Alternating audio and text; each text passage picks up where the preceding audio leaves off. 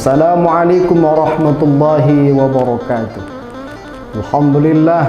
Alhamdulillahilladzi qad afhamana bi syari'atil islamil mubin wa arsala ilaina bin nabiyyil mursalil azim.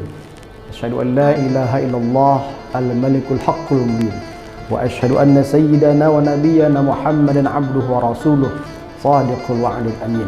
Subhanaka la ilma lana illa ma 'allamtana innaka antal alimul hakim. Bismillahirrahmanirrahim. Ya ayyuhalladzina amanu hal adullukum 'ala tijaratin tunjikum min 'adzabin alim. Tu'minuna billahi wa rasulihi wa tujahiduna fi sabilillahi bi amwalikum wa anfusikum. Dzalikum khairul lakum in kuntum ta'lamun. Shadaqallahul azim. Bapak Ibu hadirin pemirsa Al-Wasliyah TV dimanapun Anda berada yang dirahmati oleh Allah Subhanahu wa Ta'ala, kembali kita bersyukur kepada Allah Subhanahu wa Ta'ala dengan sama-sama melafazkan kalimat Alhamdulillahirabbil alamin. Selanjutnya bersalawat kepada Nabi besar Muhammad sallallahu alaihi wasallam dengan sama-sama mengucapkan kalimat salawat Allahumma shalli ala sayyidina Muhammad wa ala ali sayyidina Muhammad. Bapak Ibu para pemirsa Al-Wasliyah TV dimanapun Anda berada yang dirahmati oleh Allah Subhanahu wa Ta'ala, Ramadan adalah bulan yang penuh dengan keberkahan. Ramadan adalah bulan yang penuh dengan ampunan dari Allah.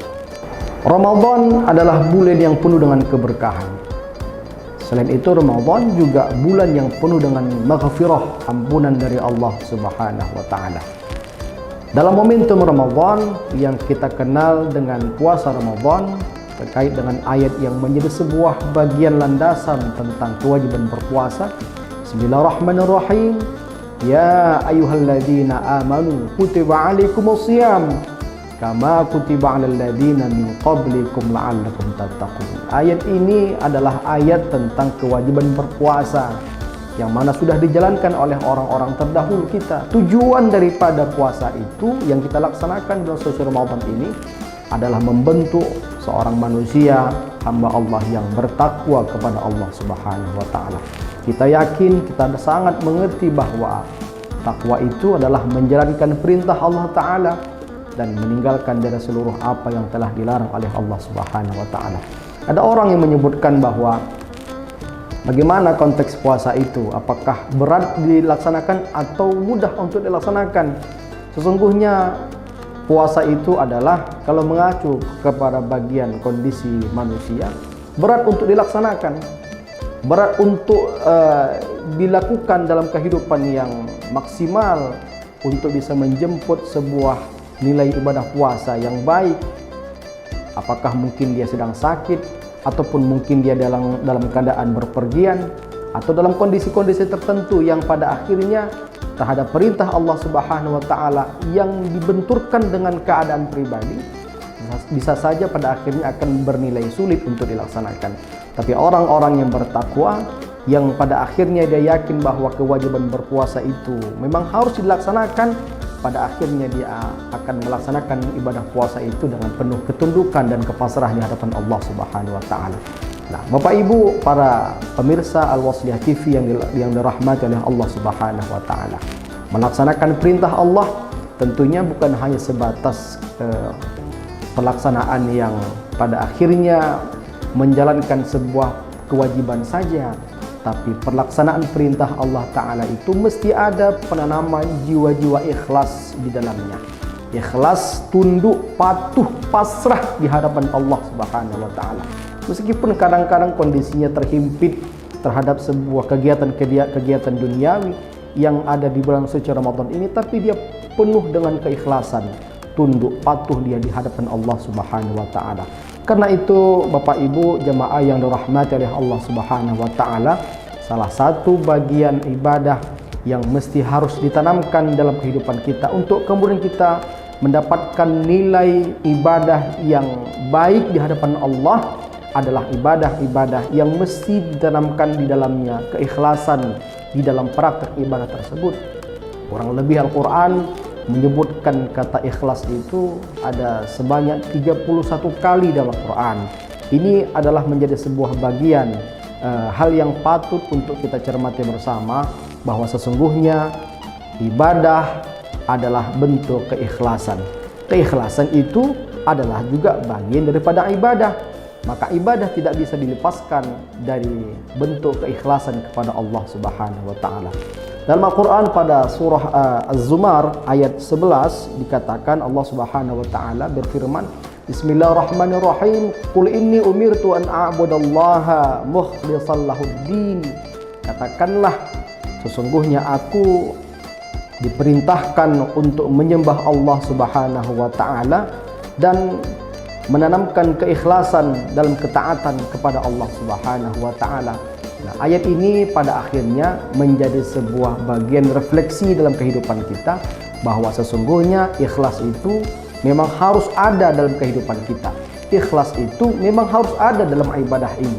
Baik ibadah yang sesungguhnya menjadi ibadah yang wajib maupun ibadah-ibadah yang sunnah, tetap harus terpatri rasa ikhlas di dalam diri kita. Bapak Ibu, para pemirsa AWL Channel dimanapun Anda berada, kata ikhlas itu sesungguhnya diambil dalam kitab Mu'jam Muqayyas Al-Lughah karya Ibnu Faris. Dikatakan bahwa ikhlas itu adalah mengosongkan diri. Ya, artinya bahwa ikhlas itu memang harus kosong dalam diri kita. Ikhlas itu tidak ada butuh pujian apapun dari orang-orang di sekeliling kita. Kita ikhlas kepada Allah, ridha terhadap apa yang diperintahkan oleh Allah Subhanahu wa taala, seraya untuk menjemput keridhaan Allah Subhanahu wa taala. Sadar ataupun tak sadar, sesungguhnya kita juga memberikan statement di hadapan Allah dengan sebuah kalimat ketika kita melaksanakan ibadah salat, tangan diangkat takbir pada bacaan doa iftitah kita, Inna salati wa nusuki wa mahyaya wa mamati lillahi rabbil alamin. Sesungguhnya salat yang kulakukan itu, wa nusuki dan ibadah yang kulakukan itu, wa mahyaya kehidupan yang kurasakan pada hari ini, wa mamati dan bahkan kematianku, lillahi rabbil alamin, seluruhnya kuserahkan kepada Rabbil alamin. Kontekstualisasi ibadah sesungguhnya tidak hanya menjemput terhadap pahala yang memang sudah kita dengar berlipat ganda pahala di dalamnya, tapi tentunya rasa ikhlas atau mengikhlaskan diri tanpa mengharapkan pujian apapun di dalamnya. Dalam kontekstualisasi ibadah ini, baik puasanya, sedekahnya, ataupun berbagai macam amal ibadah yang lainnya, murni kita kosongkan diri kita seraya untuk menjemput keridhaan dari Allah Subhanahu wa taala. Kalau Allah sudah ridha, maka tentu apapun yang kita harapkan pasti akan diberikan oleh Allah Subhanahu wa taala. Kiranya dengan puasa yang 30 hari ini kita laksanakan di bulan suci Ramadan, bisa kita menanamkan dalam diri kita bahwa sesungguhnya puasa yang kita lakukan ini sesuai dengan hadis Nabi Muhammad SAW, as-sawmu li. Ini hadis qudsi ini, puasa itu untukku, wa ana ajzi bihi, dan akulah yang langsung akan memberikan ganjaran bagi mereka yang berpuasa di bulan suci Ramadan. Karena itu perlu kita menanamkan niat dalam diri kita bahwa keikhlasan berpuasa di Ramadan adalah sesungguhnya bagian yang sesuatu yang tak bisa dipisah-pisahkan dalam kontekstualisasi ibadah yang kita laksanakan 30 hari mendatang di bulan suci Ramadan ini. Demikian yang dapat saya sampaikan. Nasrun minallah wa fadlun qarib wa basyiril mu'minin. Wassalamualaikum warahmatullahi taala wabarakatuh.